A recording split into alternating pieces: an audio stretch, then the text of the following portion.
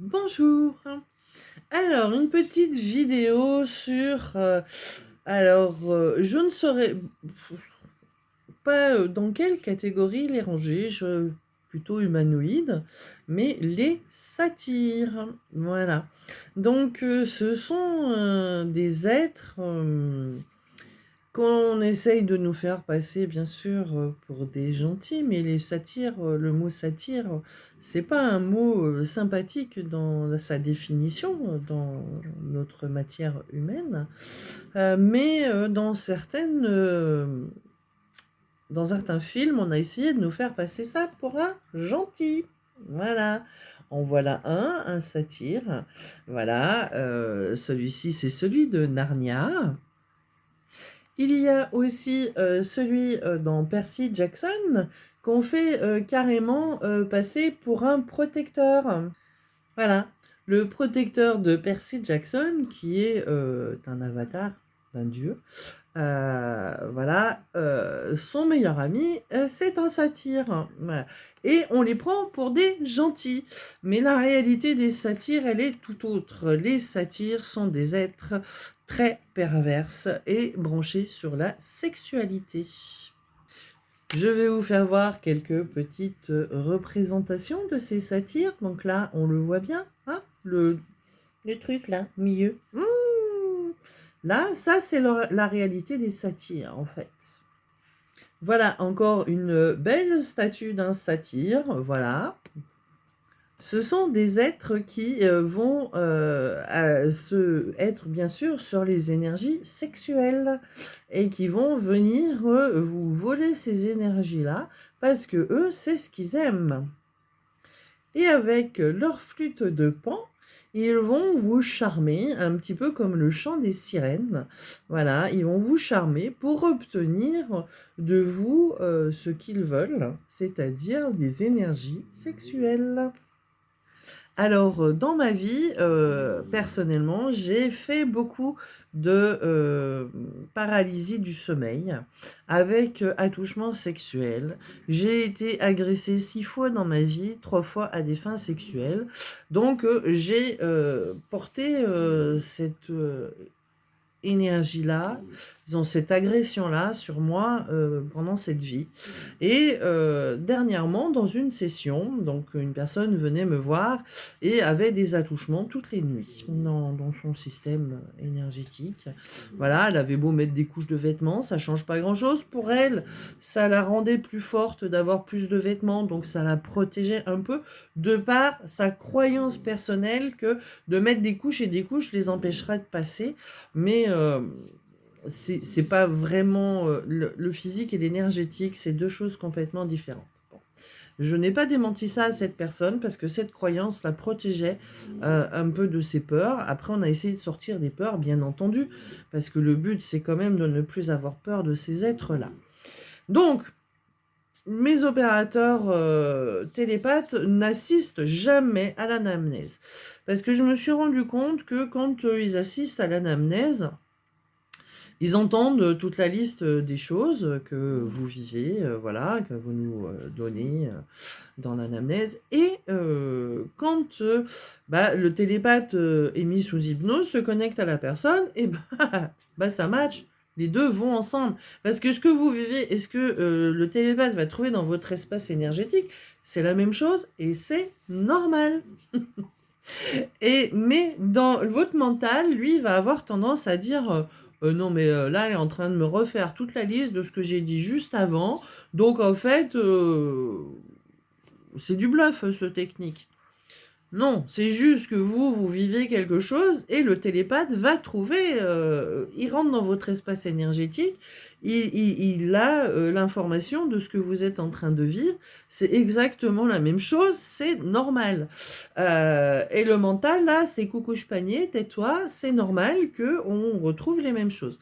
Donc c'est pour ça que moi, je fais pas assister mes télépathes à l'anamnèse, pour que le mental de la personne ne vienne pas foutre le bordel en métabolisation. Voilà.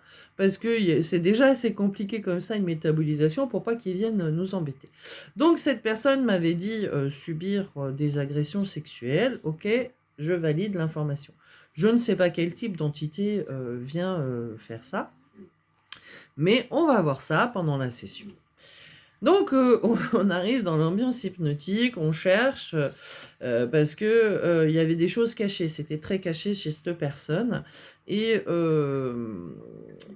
l'attraction, comme un peu dans une fête foraine, était fermée quand on faisait la session. Donc, il a fallu se déplacer dans le temps à un moment où elle avait ressenti cette agression pour voir ce qui se passait, parce qu'au moment de la session, ça n'existait pas, tout était fermé. Il n'y avait rien. Et quand on est allé à un moment où elle avait ressenti une agression sexuelle, et ben là, magique, il y avait quelque chose. Il y avait des espèces de toboggans qui arrivaient dans son espace énergétique. Donc on a regardé qui arrivait par ces toboggans, et ben des satyres. Waouh. Pas un, des. C'est-à-dire que elle avait toujours les mêmes sensations, mais c'était pas toujours les mêmes qui venaient l'embêter, en fait. Elle avait en fait un pacte avec un centaure. Voilà, un centaure assez bourru. Hein. C'est pas le centaure. Je vais vous en faire voir un, là, vous allez voir. Le voilà. Je ne sais pas si vous le connaissez, celui-ci. Voilà. Alors, c'est toujours dans le film Percy Jackson, hein, voilà, qui est un film pour les ados, voilà, même pour les adultes. Hein. Je ne sais pas si vous vous rappelez quel est l'acteur qui jouait ce centaure. Je vais vous montrer ça aussi. Pierce Brosnan en centaure. Voilà, j'essaye que ce soit visible. Voilà. Ah, Pierce Brosnan en centaure. Ah bah moi je me fais damner pour Pierce Brosnan. Pourquoi ils font ça? Bah, pour qu'on les prenne pour des gentils. Après, celui qu'on avait dans la session, alors moi j'adore les chevaux de trait, hein, c'est pas question de ça, mais voilà, c'était pas Pierce Brosnan, c'était vraiment le centaure, cheval de trait, boum, je me pose là, je suis pas brossé de la veille, je suis bourru, voilà, et qu'est-ce que tu viens me faire chier? Désolée pour les gros mots, mais c'était un peu ça. C'est-à-dire que c'est le cheval qui est mal débourré, qui est pas très content qu'on vienne lui parler. Et en fait, ce centaure vendait des tickets pour une attraction de fête foraine. Voilà. Prenez le toboggan et allez vous éclater avec les énergies sexuelles de la petite dame qui est au bout du tuyau. Voilà, c'est ça qu'ils faisaient en fait, ils vendaient des tickets et bien entendu, les centaures, voilà, s'éclataient et lui récupérait les énergies de stress, de peur et tout ça qui était dégagé par la personne qui était agressée par ces satyres. C'est-à-dire qu'en fait, eux, les satyres avaient l'impression d'être dans une attraction, on s'amuse, on s'éclate, mais en fait, c'était une attraction qui nourrissait ce centaure. C'était assez... c'était un peu dégoûtant. Ouais, c'était dégoûtant. C'était méchant. C'était tout ce que vous voulez. Cette pauvre petite dame-là qui était mais, désespérée de ce qui lui arrivait toutes les nuits. Toutes les nuits. Moi, je faisais des paralysies du sommeil de temps en temps. Elle, c'était toutes les nuits qu'elle vivait ça. Et donc, du coup, on peut très bien louper l'information parce que pendant la session, l'attraction est fermée. Ils savent qu'on vient. Et donc, ils ferment l'attraction, genre, hop, le manège, il est fermé aujourd'hui. Bon, il avait un peu les boules que ce soit fermé aujourd'hui, mais quoi qu'il en soit, c'est fermé aujourd'hui et on ne vend pas de tickets aujourd'hui parce qu'il y a un truc là en bas qui se passe, on n'a pas envie d'être vu, donc... hein, faire boutonne. Voilà, donc ces êtres-là, qu'on veut essayer de nous faire passer pour des gentils, ne le sont pas en fait. Voilà, le satyre avec sa flûte de pan. Allez, viens chérie, là, là, là. Dans Narnia, on le fait passer pour un gentil. Certes, à un moment donné, il trahit la petite fille, mais après, il se ravise. Oh là là, il a eu tort, il aurait pas dû. Mais oh, ils s'en foutent.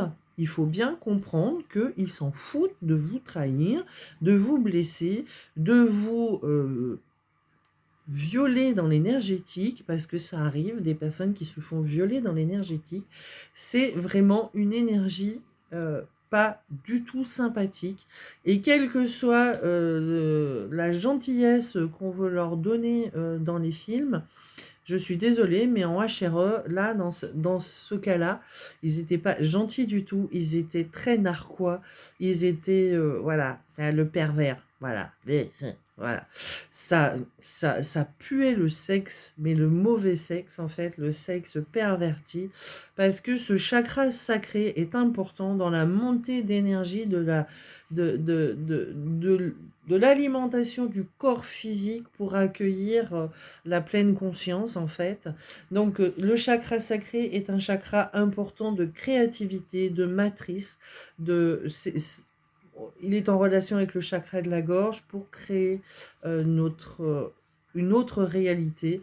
Et donc, quand il est abîmé, ce chakra sacré, eh ben, on n'a plus capacité de transcender cette énergie pour la mettre au service des énergies de la pleine conscience. Et donc, voilà, on va vivre des choses très, très désagréables dans la matière. Ils le savent. Ils le savent que le chakra sacré est important. Et donc, c'est pour ça qu'il y a autant d'agressions sexuelles sur notre planète, dans l'humanité, et que ces agressions ne sont pas jugées à la hauteur de ce qu'elles devraient, que les victimes sont harcelées, elles ne sont pas entendues, elles sont traitées... maltraitées, on va leur dire que bah oui, elles ont provoqué, que c'est elles qui ont induit l'agression, que non, non, non, ça les arrange. Il faut comprendre que ça les arrange, que le chakra sacré soit abîmé et que les émotions de non-réparation de ces actes commis soient perdurent dans le temps et des fois même jusqu'au décès de la personne, qu'on ne se remette jamais d'un tel traumatisme. Dans une session, on est tombé sur... donc la personne avait, un homme, avait des problèmes sexuels.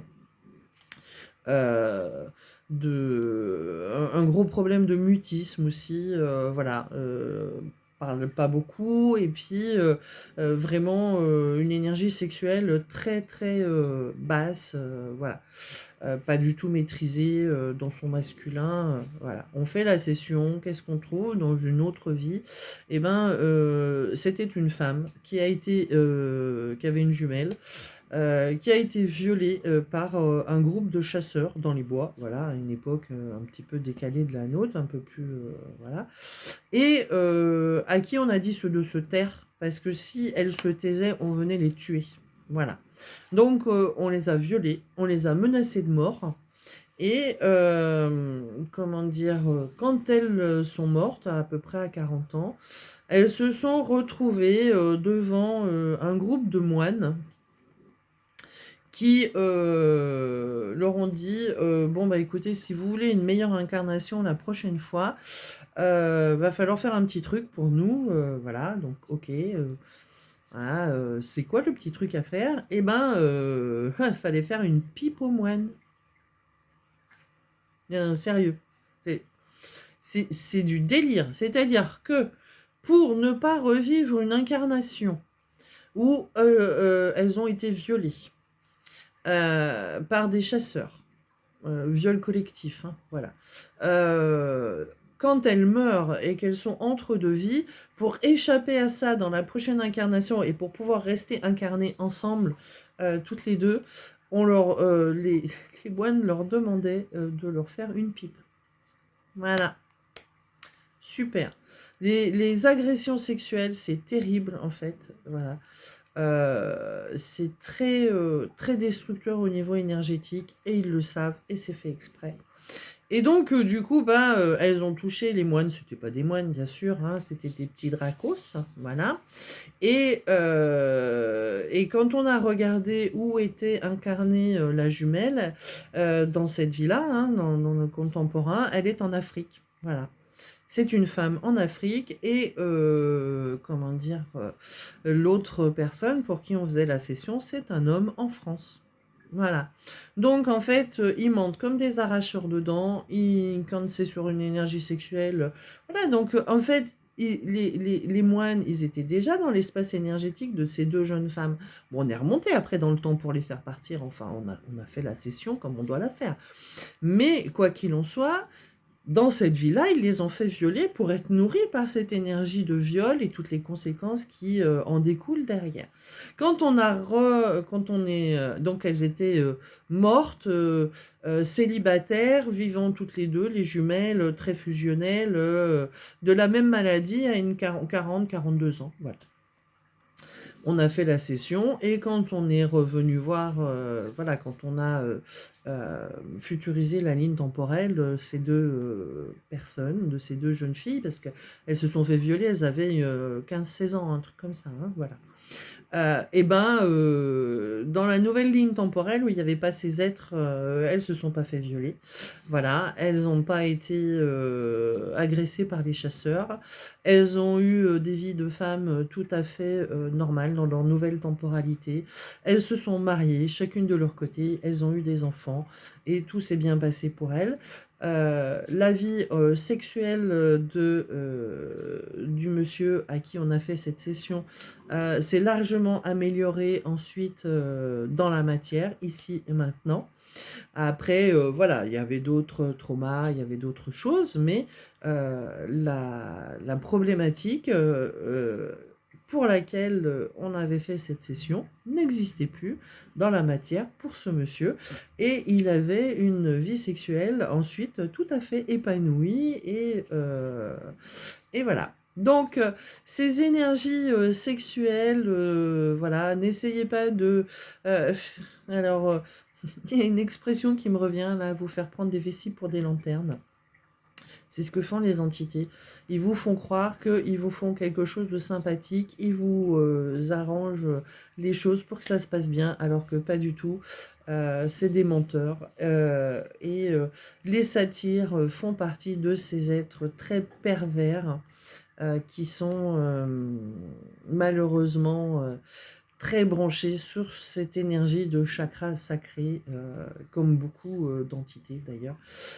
C'est un des chakras avec celui du plexus solaire à abîmer pour pas qu'on arrive à transcender notre énergie et à mettre notre véhicule à la disposition de notre partie subtile, de fusionner avec elle et de créer cette fois-ci avec le chakra de la gorge et celui du cœur une autre réalité que celle qu'on veut nous imposer à l'heure actuelle. Je vous dis à tout bientôt dans une autre session. Bon, non, pas dans une autre session, je ne partage pas mes sessions, c'est vrai. Dans une autre vidéo où je vais parler de mes expériences vécues dans les sessions avec les gens, vous faire comprendre un petit peu le fonctionnement des entités et pourquoi ils font ce genre de choses. Voilà, bonne journée!